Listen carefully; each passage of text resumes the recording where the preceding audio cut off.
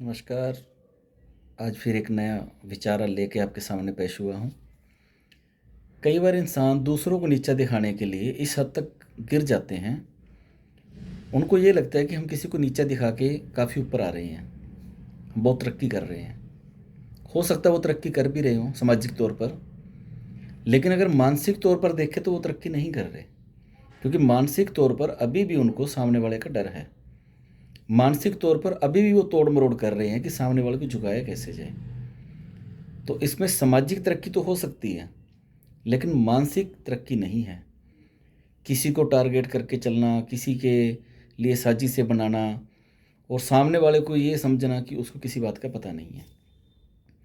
एक बात हमेशा ज़िंदगी में याद रखिए कि कोई भी इंसान, कोई भी है चाहे वो, हमें अपने आप को हम अपने आप को चालाक समझते हैं, अच्छी बात है।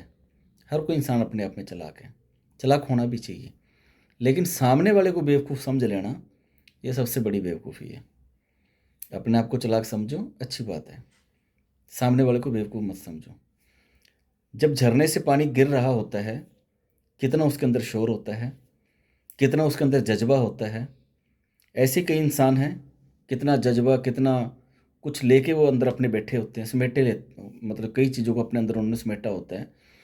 लेकिन किसी टाइम पे आके अगर वो पानी नीचे आके शांत हो चुका है झरनों से, तो इसका मतलब ये नहीं है कि उस पानी ने जो बहना भूल गए वो, जब पानी अपनी दिशा को भूल चुका है, सिर्फ वो शांत हुआ है, उस पानी के अंदर ठहराव आ चुका है। अगर वही पानी जो ठहराव बना हुआ है, शांत बना हुआ है, तो इसका मतलब किसी बांध ने उसको रोक रखा है। जब दोबारा से वो बांध टूटेगा तो उस पानी के अंदर कितनी तबाही होगी, उस पानी के अंदर कितना जज्बा होगा। समय, हालात बहुत चीज़ें हमको सिखा देते हैं जिससे इंसान शांत हो जाता है। शांत रहने का मतलब हर बार ये नहीं होता कि किसी इंसान के अंदर किसी का डर है। शांत रहने के पीछे उसकी काफ़ी वजह हो सकती हैं। या ये हो सकता है कि उस बंदे ने, उस इंसान ने इतना कुछ सीख लिया कि अब शांत रहना चाहिए। या ये भी हो सकता है कि वो शांत रह के इस तमाशा को देखे कि लोग कितना गिरते हैं, वो सामने वाले को गिराने के लिए वो क्या कुछ करते हैं। तो किसी शांत इंसान को अगर हम बार बार परेशान करते हैं, उसके खिलाफ साजिशें बना करते हैं, उसके खिलाफ उनको लेग पुलिंग करते हैं, उसको गिराने की कोशिश करते हो, आप उसको नहीं गिरा रहे, आप खुद को गिरा रहे हो। सामने वाले को मुकाम क्या है, उसकी बैकग्राउंड क्या है, उसकी हिस्ट्री क्या है, सामने वाले के अंदर जज्बा क्या है, उसका नाम, उसकी पहचान, उसकी वैल्यू क्या है, उसके अंदर संस्कार कैसे हैं। सबसे बड़ी बात उसका संस्कार, कि वो इंसान इतना टॉर्चर होने के बाद, इतनी बातें सहन करने के बाद भी कुछ नहीं बोल रहा, वो शांत नहीं है, डरा हुआ नहीं है, उसके दिल में, दिमाग में ठहराव है। इसमें लोग समझदार है, अपनी समझदारी दिखा रहा है। वक्त और हालात के सामने वो हो सकता है मजबूर हो, ये भी हो सकता है कि उसके अंदर बहुत कुछ है, लेकिन वो खामोश रहना पसंद करते हैं, क्योंकि उन्होंने उड़ते हुए परिंदों को भी देखा है, गिरते हुए लोगों को भी देखा है, और सामने रहकर गिराने वाले लोगों को भी देखा है। जो चीज़ें आप सीखने की कोशिश कर रहे हो या सामने वाले को सिखाने की कोशिशें कर रहे हो, वो चीज़ें ऑलरेडी वो सीख चुका है, वो उन चीज़ों में से ऑलरेडी वो निकल चुका है। अब क्या मुकाबला कर लोगे उसका। बस सिर्फ देखना ये होता है कि सामने वाला किस लेवल से गिरकर सामने वाले को गिरा रहा है। और जिन चीज़ों के लिए तुम सामने वाले को गिराने में लगे हो, सामने वाले को टॉर्चर करने में लगे हो, तो क्या आप लोगों ने सदा रहना है। आखिर परमात्मा की कचहरी में, वाहिगुरु की कचहरी में न्याय किस चीज़ का होगा। हमारे किए गए कर्म, हमारे द्वारा किए गए गलत निर्णय, ठीक है हम तरक्कियां कर लेंगे, आगे बढ़ेंगे, हमारी औलादें, हमारा परिवार उसको भुगतेगा। इन चीज़ों को हमेशा याद रखिए।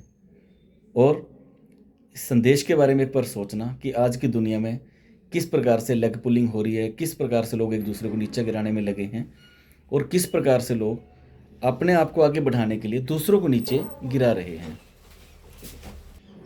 इंसान बनिए, हैवान मत बनिए। किसी को खुश करने के लिए किसी को इतना मत जलील कीजिए, किसी को खुश करने के लिए इतना मत नीचे गिरिए कि सामने वाला शांत रहकर भी आपकी सब चीज़ों को सहन करे। लेकिन इसका फैसला कौन करेगा। आने वाला वक्त उस परमात्मा वाहिगुरु सतगुरु की कचहरी, जहाँ आपको भुगतना पड़ेगा। ये कोई पर्सनल बात नहीं है। समाज में जो चीज़ें देख रहा हूँ, जो जिसके साथ हो रही हैं, अपनी आंखों के सामने देखते हैं कि लोग किस प्रकार से गिर रहे हैं, किस प्रकार से दूसरों को गिराना चाह रहे हैं, तो एक बार अपने आप को समझिए, दूसरों को मत समझो, अपने आप को समझो, स्वयं ही जानिए, स्वयं को जानो, स्वयं को पहचानो। किसी के लिए चमचेगिरियाँ करके, किसी के लिए, किसी को खुश करने के लिए क्या कुछ किए जा रहे हो। इस चीज़ का फैसला कहाँ होगा? जब फैसले होंगे, जिनके लिए चमचेगिरियाँ गिरी हैं वो साथ नहीं आएंगे। अपना कर्म है, खुद भुगतना पड़ेगा, कर्म लौट कर आएगा। कर्म सबसे बड़ा होता है। अगर कोई शांत बैठा है तो उसका कर्म है। इस बात को अगर सोचना ज़रूर कि किसी के लिए हम कितना गिरे हुए हैं और किसी को कितना गिराने में लगे हुए हैं। क्या इन चीज़ों से अगर तरक्की मिलती है, आपको सुकून मिलता है, तो ऐसा सुकून, ऐसी तरक्की परमात्मा आपको और दे। Thank you. Have a nice day.